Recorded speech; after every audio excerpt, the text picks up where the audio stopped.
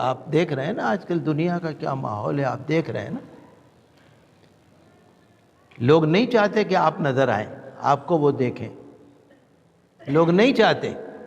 کوئی کہتا ہے یہاں بھیج دو ان کو، وہاں بھیج دو، ملک سے نکال دو. لوگ یہی فکر میں رہتے ہیں، لوگ نہیں چاہتے آپ کو دیکھیں. لیکن ان کے چاہنے سے ہوتا کیا ہے؟ وہی ہوتا ہے جو اللہ چاہتا ہے. اب آج کل ماشاءاللہ مسلمانوں میں کچھ تعلیمی بیداری آ رہی ہے. کچھ لڑکے لڑکیاں اسکولوں میں، کالجوں میں، یونیورسٹیوں میں جا رہے ہیں. کچھ کمپٹیٹیو ایگزامز پاس کر رہے ہیں، UPSC کے ایگزام پاس کر رہے ہیں، یونین پبلک سروس کمیشن کے ایگزام پاس کر رہے ہیں. کچھ مسلمانوں کے پاس کچھ پیسہ دولت بھی ہے، کچھ تھوڑی سی عزت بھی ہے، دکانیں ہیں، کارخانے ہیں، ساری چیزیں ہیں. تو لوگ ان کو دیکھ دیکھ کے نا جلتے ہیں. وہ یہ سوچتے ہیں کہ ان کے اندر سماجی ترقی کیوں پیدا ہو رہی ہے. یہ جو مسجدوں کے مینار ہوتے ہیں نا، یہ چبھتے ہیں، جیسے انجیکشن کی سوئی چبھتی ہے نا، ایسے لوگوں کو یہ چبھتے ہیں. آپ فتح پوری مسجد کے مینار پہ چڑھ جائیے، ہمارا لیبر آج کل کام کر رہی ہے فتح پوری کے مینار پہ.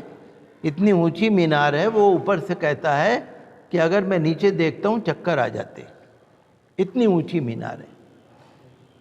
اور بڑی بڑی میناریں اور قطب مینار لوگ دیکھ کے اور پھر یہ سوچتے ہیں کہ لوگ کبھی مسجدوں پر مقدمے ڈال دیتے ہیں، مسلمانوں کو الجھائے رکھنے کے لیے، مسلمانوں کو ترقی اور خوشحالی اور دینداری سے ہٹانے کے لیے.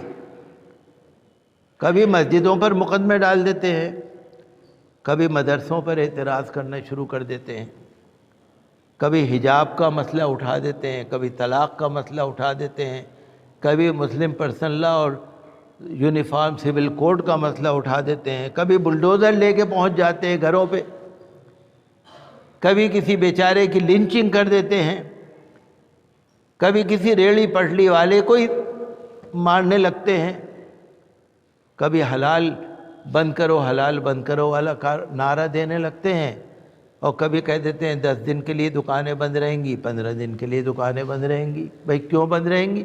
کہ جی ہماری مرضی، بند رہیں گی. 15 دن تک دکان بند کرو، 10 دن تک دکان بند کرو. کبھی دھرم سنسد کرنے لگتے، کبھی کچھ اور کرنے لگتے ہیں، ہمیں الجھانے کے لیے، ہمیں اپنے دین سے ہٹانے کے لیے، اللہ تعالیٰ کی طرف سے ہماری توجہ ہٹانے کے لیے مسلمانوں کو نئے نئے مسئلوں میں الجھا کر یہ چاہتے کہ مسلمان پیچھے رہے، آگے نہ بڑھ سکے. لیکن مدعی لاکھ برا چاہے تو کیا ہوتا ہے؟ وہی ہوتا ہے جو منظور خدا ہوتا ہے. ہمیں اسی طرح ذمہ داری رکھنے کی ضرورت ہے. ہمیں حالات سے گھبرانے کی ضرورت نہیں، ہمیں ان مسائل میں الجھنے کی ضرورت نہیں. ٹھیک ہے وہ بھی ہو جائے گا، لیکن آپ دین کو بھی اپنائیے، دنیا کو بھی اپنائیے، اور شریعت اور سنت کو اپنائیے، اور اپنے قول اور عمل سے دین اور اسلام کو دوسروں تک پہنچائیے. ماشاءاللہ مذہب اسلام کو اللہ نے جو ترقی دی ہے نا، اس کو کوئی روک نہیں سکتا، کوئی نہیں روک سکتا. یہ تو لوگ سوچتے ہیں نا، بہت سارے لوگ سوچتے ہیں کہ ہم یہ کر دیں گے، ہم وہ کر دیں گے. میں ان سے کہتا ہوں تم مچھر ہی مار دو. بھئی تم دلی کے مچھر ہی مار کے دکھا دو. انسانوں کی بات تو بہت دور کی ہے، آپ مچھر ہی مار کے دکھا دو. تو مچھر نہیں مار سکتے، مکھی نہیں مار سکتے، کیڑے مکوڑے نہیں مار سکتے. ان کے ہاتھ میں کچھ نہیں ہے، کسی کے ہاتھ میں کچھ نہیں ہے، سب اللہ تعالیٰ کے ہاتھ میں ہے. لیکن وہ ہم کو الجھانا چاہتے ہیں. اگر واقعی میں آپ سے کہہ رہا ہوں، اگر قانون میں اگر جانبداری نہ ہو، اگر نام پوچھ کر اور شکل دیکھ کر اگر قانون عمل نہ کرے، انصاف ہو، تو آپ دیکھیں گے کہ آج الحمدللہ مسلمان ایک اچھی قوم ہے. یہ میڈیا والے، کچھ میڈیا والے، سارے میڈیا والے نہیں، کچھ میڈیا والے، میں تو ان کو کہتا ہوں موڈی میڈیا. موڈ ہے ان کا. جب موڈ ہوگا ڈیبیٹ کرانے بیٹھ جائیں گے، جب موڈ ہوگا کچھ کرنے لگیں گے. موڈی میڈیا. تو جو موڈی میڈیا ہے نا، تو وہ بھی یہی چاہتے ہیں کہ مسلمانوں کو الجھائے رکھو، لیکن اللہ تعالیٰ نے یہ فرمایا کہ کوئی الجھا نہیں سکتا۔ آپ نے سنا ہوگا نا آسام کے اندر، آسام جو حکومت ہے آسام کی، اس میں حکومت نے 400 سے زیادہ مدرسوں کو بند کر کے اسکول میں بدل دیا۔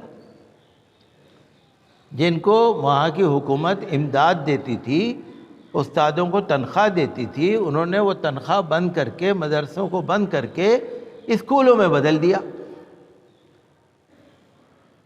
چلو بدل دیا، لیکن جو مدرسوں کی جائیدادیں تھیں ان پہ بھی قبضہ کر لیا۔